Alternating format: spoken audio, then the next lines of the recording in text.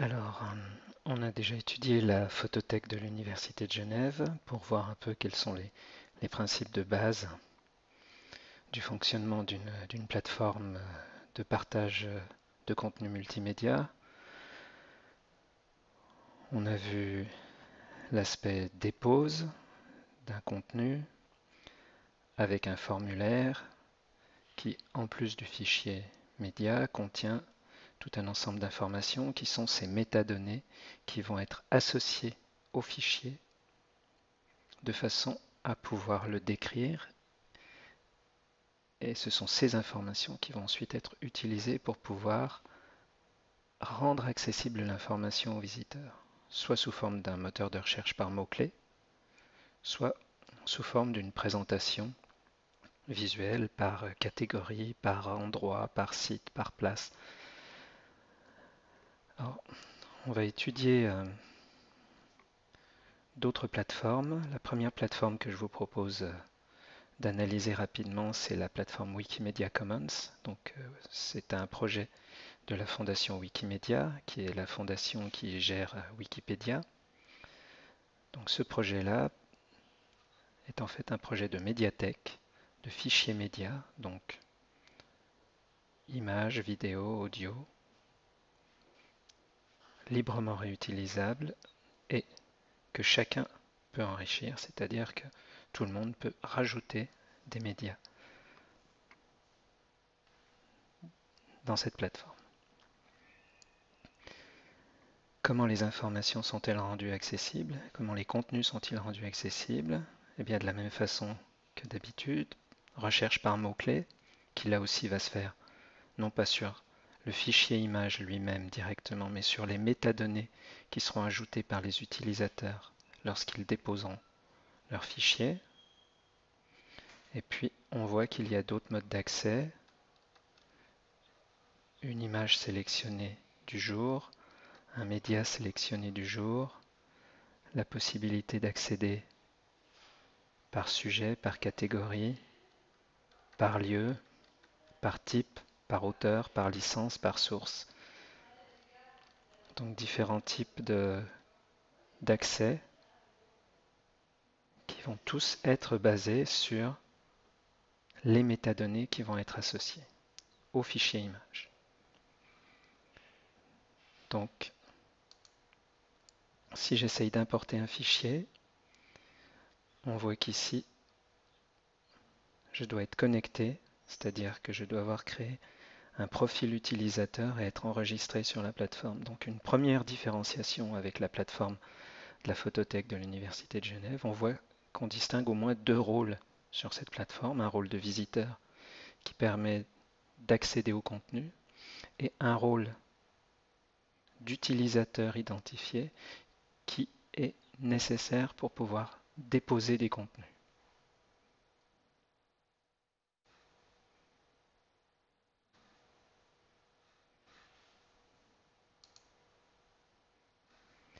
Si maintenant je vais dans l'aide pour voir comment se réalise l'importation,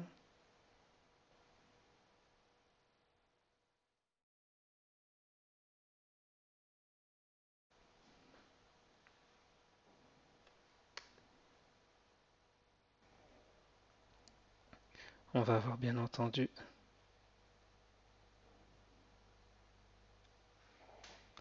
l'importation se fait en trois étapes. Définir l'origine du fichier, qui va ensuite déterminer les licences et les droits d'auteur qui vont être attribués au document. Sélectionner le fichier à importer dans la médiathèque et ensuite saisir un ensemble d'informations, donc les métadonnées, qui vont permettre d'identifier et de cataloguer le fichier. Donc effectivement, un ensemble d'informations qui vont être nécessaires, en plus du fichier lui-même, l'origine de l'œuvre. Et puis, si on regarde ici la première partie du formulaire de dépose, on doit évidemment indiquer le nom de fichier qui va être téléchargé, le nom sous lequel le fichier va être enregistré, la source originale, l'auteur, la date, une description dans différentes langues.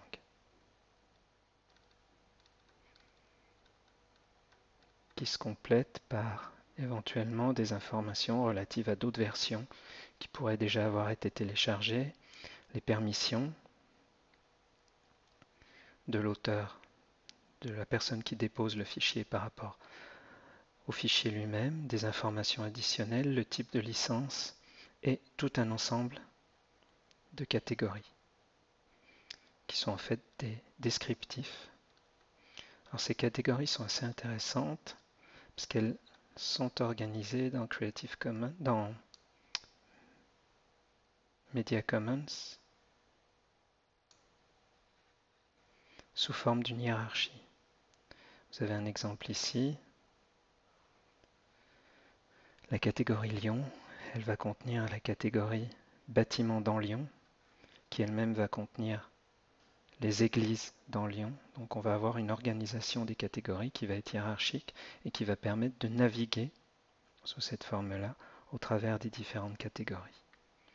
Donc on aura un ensemble de catégories qui vont être particulièrement importantes à attribuer, qui vont ensuite permettre de structurer et d'organiser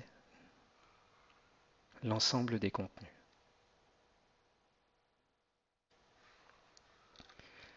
Alors si je reviens sur la page d'accueil,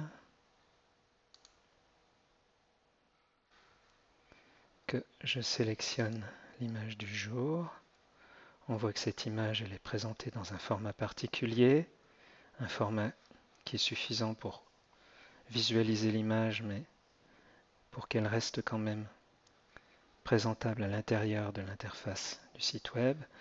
On voit qu'évidemment c'est un aperçu de 800 par 500 pixels, qu'il existe d'autres résolutions, y compris une haute résolution, qui est évidemment téléchargeable, mais qui n'est pas directement affichée, pour des raisons de lisibilité de l'interface. Et puis on retrouve l'ensemble des informations, des métadonnées, la description, ici dans différentes langues, la date, la source, et ainsi de suite, c'est-à-dire toutes les informations qui ont été associées à cette image au moment où elle a été téléchargée.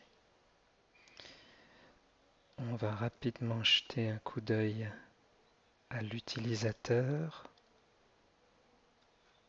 On voit ici que l'image a été déposée par un utilisateur. Cet utilisateur a bien entendu un profil. Ce profil définit aussi tout un ensemble de données qui décrivent l'utilisateur en relation évidemment avec la plateforme. On a son nom, l'endroit où il habite, depuis quand il est sur Wikipédia, et ainsi de suite. Tout un ensemble d'informations qui vont permettre de décrire l'utilisateur en relation évidemment avec la plateforme, donc qui vont permettre à d'autres utilisateurs d'identifier l'utilisateur ici en fonction de sa description sur la plateforme.